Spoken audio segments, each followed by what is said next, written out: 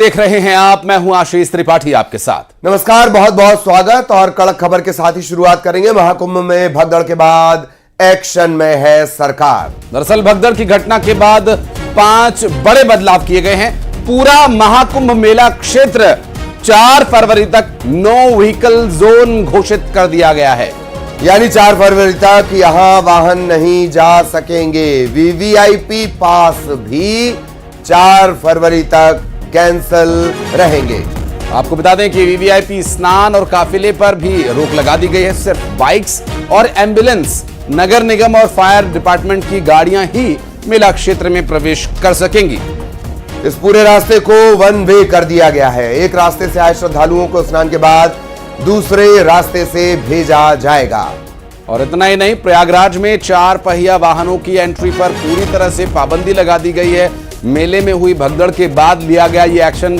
और जानकारी मिल रही है कि 4 फरवरी तक जो ये मेला क्षेत्र में एंट्री का रास्ता है वो वन वे होगा। यानी आप जा तो सकेंगे उस रास्ते से मेला क्षेत्र में, लेकिन आपको बाहर आने के लिए दूसरा रास्ता पकड़ना होगा। और इसके लिए व्यवस्था वहां पर की जा रही है। प्रयागराज में नो व्हीकल जोन घोषित कर दिया गया है। यानी अब किसी भी तरह के वाहन, चाहे वो वीवीआईपी के ही क्यों ना हो, एंट्री नहीं होगी, क्योंकि वीवीआईपी पास भी कैंसिल कर दिए गए हैं। और जो वीआईपी घाट बने थे ललित, अब क्या हम वहां पर वीआईपी को स्नान करते हुए नहीं देखेंगे? हम श्रद्धालु भी वहां स्नान कर सकेंगे?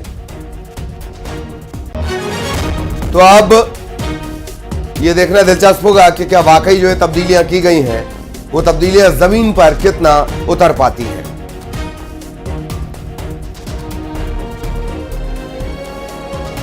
मेला क्षेत्र की कुछ बदलाव से जुड़ी जानकारी हम आपको बता रहे हैं। अगर आप भी स्नान करने के लिए इन हाल के दिनों में जा रहे हैं, जहां 4 फरवरी से पहले यदि आप जा रहे हैं, तो जो बदलाव है वो वहां प्रभावी मिलेंगे। हालांकि वन वे वाला जो रास्ता है, संभवतः ये पूरे जब तक मेला चलेगा तब तक प्रभावी रहे। हालांकि 5 फरवरी को क्या कोई नया आदेश आएगा, ये भी देखने का विषय होगा।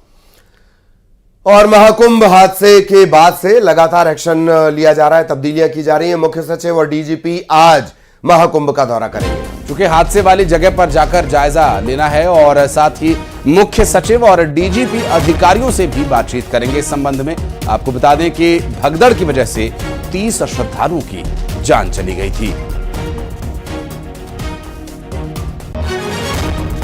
भगदड़ के बाद के हालात इस तस्वीर में आप देख सकते हैं। और अब हादसे वाली जगह का जायजा लेने के लिए जाएंगे डीजीपी, अन्य अधिकारियों से बातचीत करेंगे।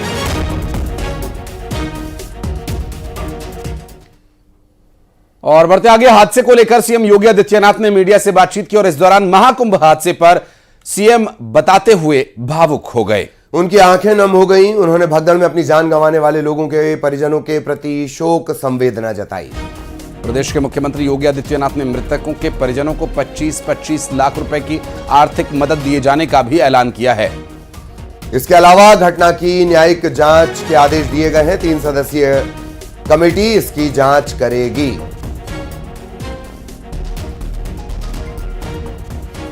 मित्रों,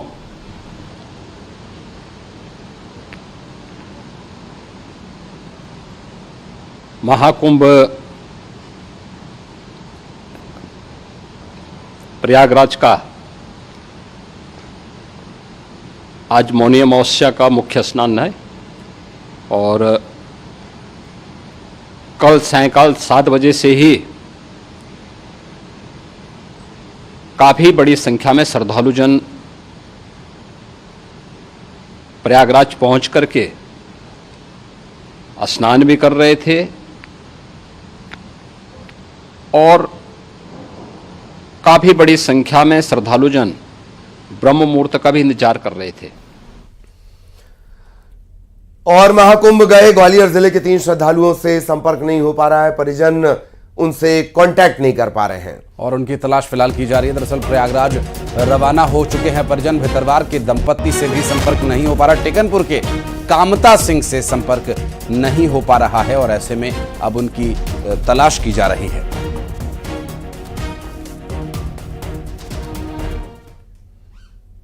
तो वहीं प्रयागराज महाकुंभ में हुई भगदड़ में इटारसी के मरोड़ा गांव के उमेश साहू की मौत होने की जानकारी मिल रही है।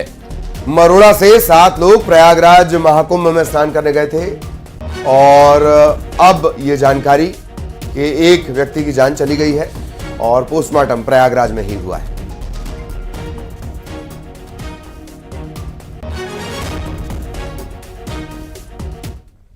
महाकुंभ में भगदड़ में रायसेन के मोहन लाल की भी जान चली गई है।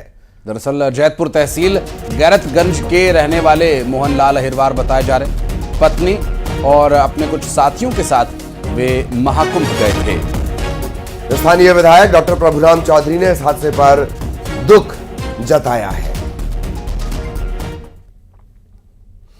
इधर विदिशा के तोपपुरा इलाके में भीषण आग लग गई। दरअसल बांस के स्टॉक में आग लगने का यह मामला सामने आया। दरअसल जानकारी जो मिल रही है उसमें यह बताया जा रहा है कि समय रहते फायर ब्रिगेड की टीम मौके पर पहुंच गई थी और एक नहीं, दो नहीं, बल्कि 3 दमकल की गाड़ियों ने मौके पर जाकर आग बुझाने के काम को समय से अंजाम दिया, अन्यथा यह आग और भड़क सकती थी।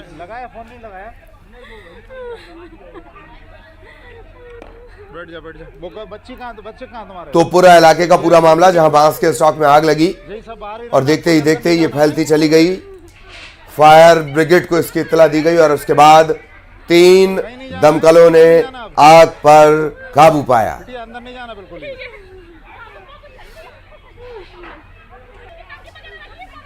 फोन क्या रखी टंकी? इधर बैतूल में 3 शिक्षकों की बेरहमी से पिटाई कर दी गई। दरअसल शहर की चौपाटी पर हंगामा और मारपीट की खबर आई। गाड़ी पार्क करने को लेकर यह बहस शुरू हुई थी। दुकानदारों से टीचर की बहस हुई और फिर यह बढ़ती चली गई। दुकानदारों ने शिक्षक को बुरी तरह से पीटा है। बीच बचाव कर रहे 2 और शिक्षकों को भी पीटा गया। इस दौरान बैतूल से सामने आई ये तस्वीर जहां गाड़ी पार्क करने को लेकर यह विवाद दुकानदारों से हुआ था और विवाद बढ़ते बढ़ते मारपीट तक आ गया।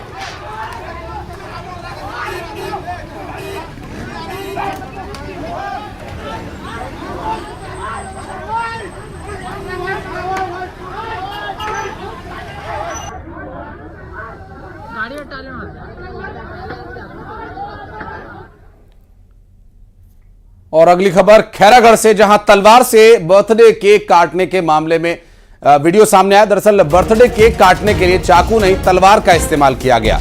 युवक ने तलवार से बर्थडे केक काटा। नाबालिग दोस्त के बर्थडे जन्मदिन का जश्न चल रहा था, तलवार से केक काटा गया और इसका वीडियो बनाकर बाकायदा सोशल मीडिया पर पोस्ट भी कर दिया गया। पुलिस ने आरोपी शख्स को अब गिरफ्तार कर लिया है। हथियारों का प्रदर्शन किसी भी तरह से सोशल मीडिया पर या फिर खुले में गैर कानूनी है और इसके लिए किसी भी तरह की कोताही नहीं बरती जाएगी। इस मामले में कार्रवाई करके विभाग ने एक बार फिर से ये जता दिया है।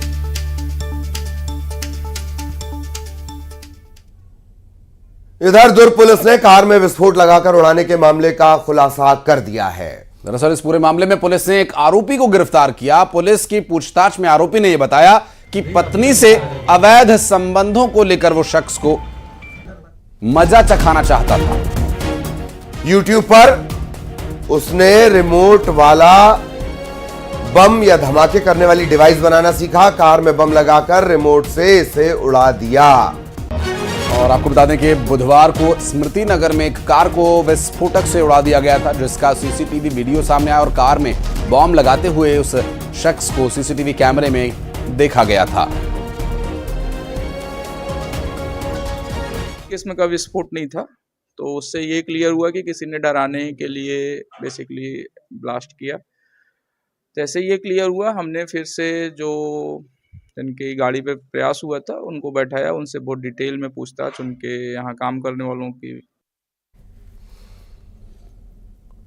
इधर इंदौर में एक साइको से लोग परेशान हैं। इसकी गंदी हरकत सीसीटीवी में रिकॉर्ड हुई है और इसके बाद पुलिस अब उसकी तलाश कर रही है। दरअसल ये साइको शख्स महिलाओं को देखकर अश्लील हरकत करता है। परेशान लोग तिलक नगर थाने पहुंचे और इसकी शिकायत की और इसका बाकायदा सीसीटीवी वीडियो भी सामने आया है। ये इंदौर का पूरा मामला, एक साइको जो राह चलते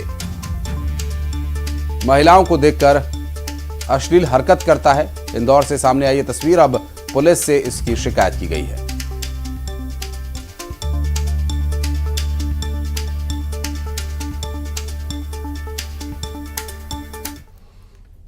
और अगली खबर ग्वालियर से, जहां पर एक महिला से धोखाधड़ी का मामला सामने आया, जहां एक महिला को सड़क पर रोते हुए बच्चे ने अपनी दुखभरी कहानी सुनाकर महिला को अपना थैला रखने के लिए दिया। बैग में महिला को नोटों से भरी गड्डी भी दिख रही थी। महिला को विश्वास में लेकर उस बच्चे और उसकी मदद करने आए एक युवक युवती ने महिला के गहने उतारकर बैग में रखने को कहा और मौके से निकल गए। दरअसल जब महिला ने थैला खोला तो न रुपए थे न गहने। इसके बाद महिला ने तुरंत पुलिस के पास पहुंचकर इसकी शिकायत की और महिला की शिकायत के बाद पुलिस अब इस पूरे मामले की जांच के लिए सीसीटीवी फुटेज खंगाल रही है। महिला और उसके साथ ठगी करने वाले तीनों लोग महिला से बात करते हुए उसके साथ जाते हुए नजर आ रहे हैं। वहीं पुलिस के द्वारा महिला की शिकायत पर बच्चे सहित 3 लोगों के खिलाफ मामला दर्ज कर सीसीटीवी फुटेज की तलाश की जा रही है। उसी के आधार पर उनकी पहचान करने का प्रयास पुलिस कर रही है। ग्वालियर से ये पूरा मामला सामने आया।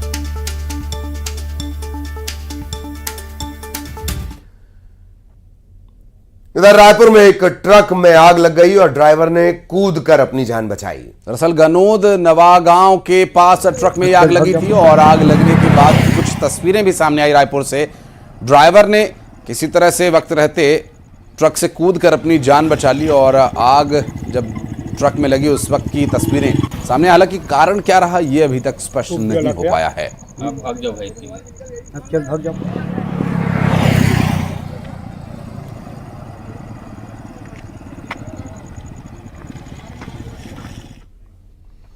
और बढ़ते हैं आगे। जबलपुर में ठगी गैंग का पुलिस ने खुलासा किया। 14.5 तोला सोने के जेवर बरामद किए गए।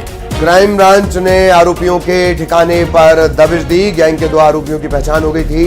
दोनों आरोपियों की तलाश की जा रही है। और ये देखिए, ये सीसीटीवी वीडियो जो इसी मामले से जुड़ा हुआ बताया जा रहा है। महाराष्ट्र के नांदुरा के दोनों आरोपी बताए जा रहे हैं और जबलपुर से 14.5 तोले सोने का जेवर बरामद कर लिया गया। क्राइम ब्रांच के आरोपियों पर दबिश।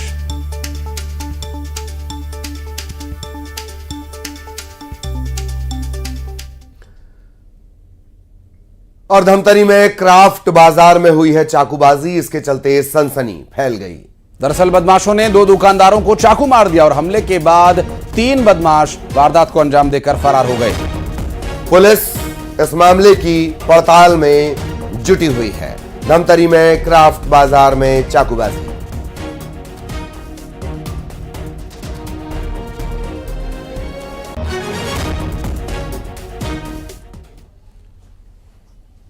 और सौरभ शर्मा ने कोर्ट में जब्त किए गए सोने पर बयान दिया। सौरभ शर्मा ने कोर्ट में यह कहा कि 52 किलो सोना उसका नहीं है।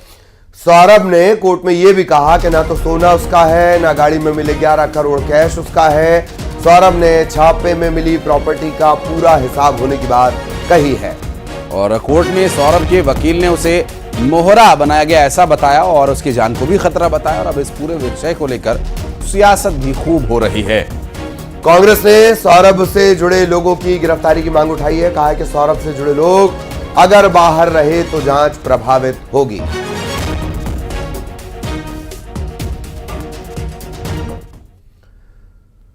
तो आरटीओ के पूर्व कांस्टेबल सौरभ शर्मा के करीबी दोस्त और बिजनेस पार्टनर शरद जायसवाल को लोकायुक्त ने बुधवार को गिरफ्तार कर कोर्ट में पेश कर दिया और कोर्ट ने 6 दिन की रिमांड ग्रांट की है। दरअसल 4 फरवरी को सौरभ और चेतन के साथ शरद को भी कोर्ट में पेश किया जाएगा।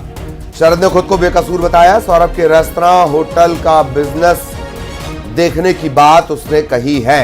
दरअसल उसने कबूल किया कि वो उसके रेस्टोरेंट और होटल्स के बिजनेस को देखता था। बताया कि सौरभ ने उसके दस्तावेजों को इस्तेमाल कर कुछ संपत्तियां जरूर खरीदी हैं। इधर लोकायुक्त की टीम आरोपी सौरभ, शरद और चेतन का आमना सामना कराने की तैयारी में, ताकि साफ हो सके कि कम समय में इतनी अकूत संपत्ति कैसे जोड़ी गई है।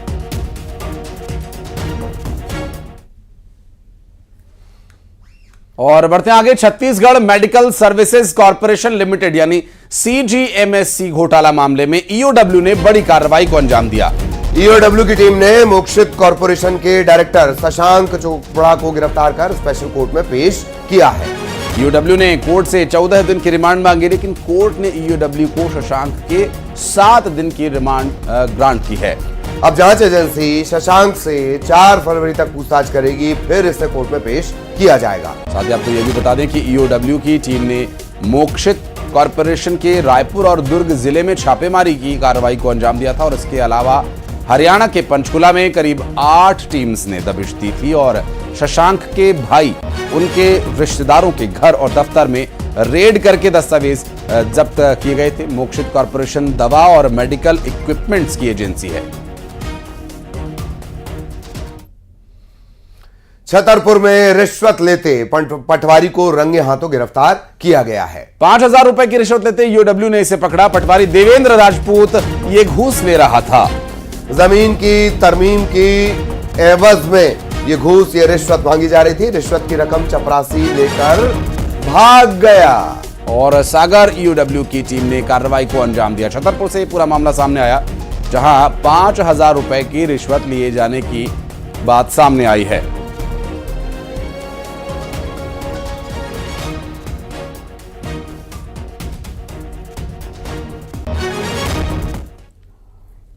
और अगली खबर बलौदाबाजार से, जहां बलौदाबाजार हिंसा के मामले में 15 आरोपियों को हाईकोर्ट से जमानत मिल गई है। पहले सुप्रीम कोर्ट से एक आरोपी को जमानत मिलने के बाद इसी आधार पर आवेदन लगाया गया और तब जाकर जमानत मिली है। जस्टिस नरेंद्र व्यास की सिंगल बेंच में मामले की सुनवाई हुई और आपको यह भी बता दें कि 10 जून को बलौदाबाजार में संयुक्त जिला कार्यालय में तोड़फोड़ और एसपी कार्यालय को जलाए जाने की वारदात को अंजाम दिया गया था। आगजनी, हिंसा और तोड़फोड़ के मामले में अलग अलग धाराओं में गिरफ्तारियां हुई थी। इसके बाद निचली अदालत से जमानत अर्जी खारिज होने के बाद हाईकोर्ट में मामला पहुंचा था और याचिकाकर्ताओं के वकील ने जमानत मंजूर होने की पुष्टि भी की है और जिन लोगों को जमानत दी गई है उनमें शामिल है बलौदाबाजार आगजनी के केस में आज माननीय उच्च न्यायालय के द्वारा 15 से अधिक अभियुक्तों की बेल याचिका की सुनवाई की गई। याचिका के दौरान प्रमुखता से माननीय उच्च न्यायालय के द्वारा सभी बंद कैदियों की जो पीरियड ऑफ इनकार्सरेशन जो हम कहते हैं, जो अवधि थी वो 6 से 7 महीने हो चुकी है, उस पर ध्यान दिया गया और साथ ही इस बात का भी ध्यान दिया गया कि अभी आने वाले समय में ट्रायल की शुरुआत होने की कोई संभावना दिखाई नहीं दे रही है। यानी कि उनके ये आर्टिकल 21 जो कि मौलिक अधिकारों का हनन है और माननीय सर्वोच्च न्यायालय के द्वारा एक को अक्यूज्ड को भी बेल ग्रांट करी गई थी, तो उसका भी लाभ आज देखने को मिला और माननीय उच्च न्यायालय के द्वारा इन सभी अभियुक्तों को बेल ग्रांट किया। इधर खंडवा में कांग्रेस की कला पर एक्शन लेते हुए एआईसीसी के जनरल सेक्रेटरी और प्रदेश के प्रभारी भंवर जितेंद्र सिंह ने बड़ा एक्शन लिया है। दरअसल उन्होंने शहर और कांग्रेस कमेटी को ही भंग कर दिया। शहर कांग्रेस अध्यक्ष डॉक्टर मुनीश मिश्रा और ग्रामीण अध्यक्ष अजय ओझा को भी पद से हटा दिया गया है। ये कार्रवाई जिला कांग्रेस कार्यालय गांधी भवन ट्रस्ट से जुड़े विवाद को लेकर हुई है। दरअसल पूर्व पीसीसी चीफ अरुण यादव के करीबी अजय ओझा पर गांधी भवन की कुछ जमीन बीजेपी से जुड़े व्यापारी को बेचने का आरोप लगा और शहर कांग्रेस के अध्यक्ष डॉक्टर मुनीश मिश्रा भी हाल ही में ट्रस्टी पद से हटाए गए थे। ओझा और मिश्रा एक दूसरे के विरोधी हैं। इस मामले में बीजेपी नेता नरेंद्र सलूजा ने ट्वीट कर तंज भी कसा है।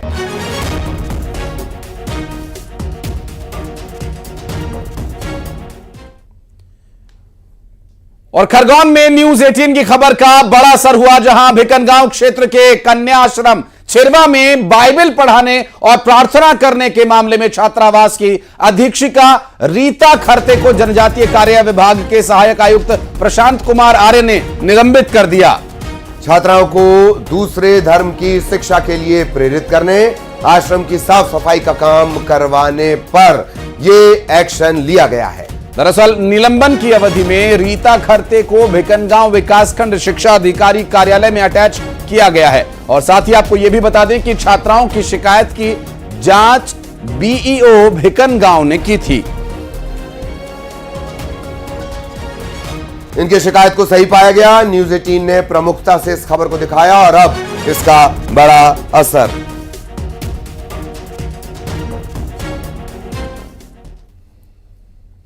और बढ़ते आगे दुर्ग से खबर, जहां प्रोफेसर पर जानलेवा हमले के मामले में टीआई महिला थाना प्रभारी पर एफआईआर के आदेश दिए गए हैं। महेश, ध्रुव, श्रद्धा पाठक के खिलाफ एफआईआर के आदेश हैं। आरोपी की पत्नी के पक्ष में कोर्ट ने फैसला सुनाया है। 15 घंटे तक आरोपी की पत्नी को परेशान करने का आरोप है और आरोपी प्रवीर शर्मा को आंध्र प्रदेश से गिरफ्तार किया गया था। आरोपी की पत्नी को भी पुलिस साथ में लेकर भिलाई लेकर आई थी।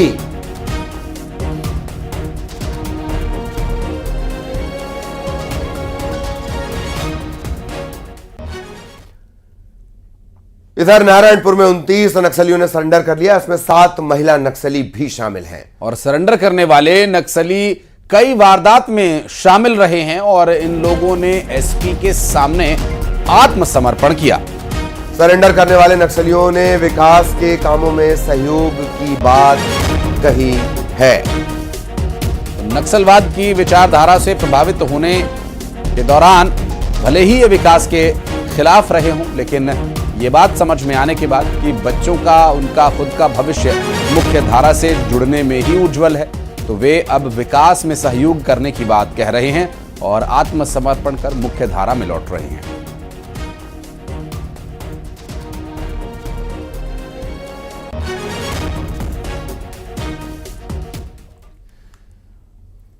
और बिलासपुर में मतदान से पहले ही कमल खिल गया। नगर निगम चुनाव में कांग्रेस को एक बड़ा झटका लगा है। वार्ड 13 में बीजेपी के प्रत्याशी का निर्विरोध निर्वाचन हुआ है। कांग्रेस के प्रत्याशी श्याम पटेल का नामांकन खारिज कर दिया गया। दरअसल कारण बताया जा रहा है कि जाति प्रमाण पत्र नहीं होने की वजह से यह खारिज किया गया। बीजेपी उम्मीदवार रमेश पटेल ने इस पर आपत्ति दर्ज कराई थी और जिला निर्वाचन अधिकारी ने देर शाम आदेश जारी किया। कांग्रेस प्रत्याशी के द्वारा जाति प्रमाण पत्र प्रस्तुत नहीं किया गया था, जिसके संबंध में हम लोगों ने आपत्ति किया था, जिस पर सुनवाई करते हुए एक सक्षम अधिकारी ने उनको समय दिया। उसके समय में भी उपस्थित नहीं हो पाए, जिससे उनके फॉर्म को निरस्त किया गया। बिलासपुर नगर पालिक निगम में पिछले 5 सालों में अत्याचारी भ्रष्टाचारी कांग्रेस के नेताओं को पार्षद प्रत्याशी के लिए कार्यकर्ता खोजना मुश्किल था और इसी हड़बड़ी में उन्होंने एक अपने वर्तमान पार्षद से दस्तावेजी प्रमाणीकरण की पूर्णता नहीं। खरगोन की वायरल गर्ल मोनालिसा का फिल्मी दुनिया में प्रवेश हो गया। दरअसल Monalisa film the diary of Manipur की एक आर्मी मैन के बेटी का किरदार निभाती नजर आने वाली हैं। फरवरी में फिल्म की शूटिंग होगी। महेश्वर के बंजारा समाज की मोनालिसा नर्मदा तट और किले पर माला बेचती हैं। मोनालिसा भोसले के घर फिल्म के निर्देशक सनोज मिश्रा पहुंचे और फिल्म का एग्रीमेंट किया और film the diary of Manipur में मुख्य भूमिका को लेकर निर्देशक सनोज मिश्रा ने ये कहा कि मोनालिसा को हीरोइन बनाना लक्ष्य है। ये फिल्म इंडस्ट्री में मोनालिसा को भेजने की, इस पे क्या आपकी सहमति बनी है? मैंने बोला है लड़की को कि जैसे काका चाह रहे वैसे ही करो, करियर को आगे बढ़ाओ, पीछे कदम मत हटाना। तो मोनालिसा क्या तैयार हुई है? तैयार हो गई। वो बोल रहे कि जैसे काका बोलेगी ऐसे करेगी। जैसा कि मैंने प्रॉमिस किया था कि मैं अपनी फिल्म के जरिए देश दुनिया को दिखाना चाहूँ, तो उस मकसद को पूरा करने के लिए आज मैं आया और मैं आज उनके घर पर। और इसी के साथ की कड़क खबरों में फिलहाल इतना ही। नमस्कार।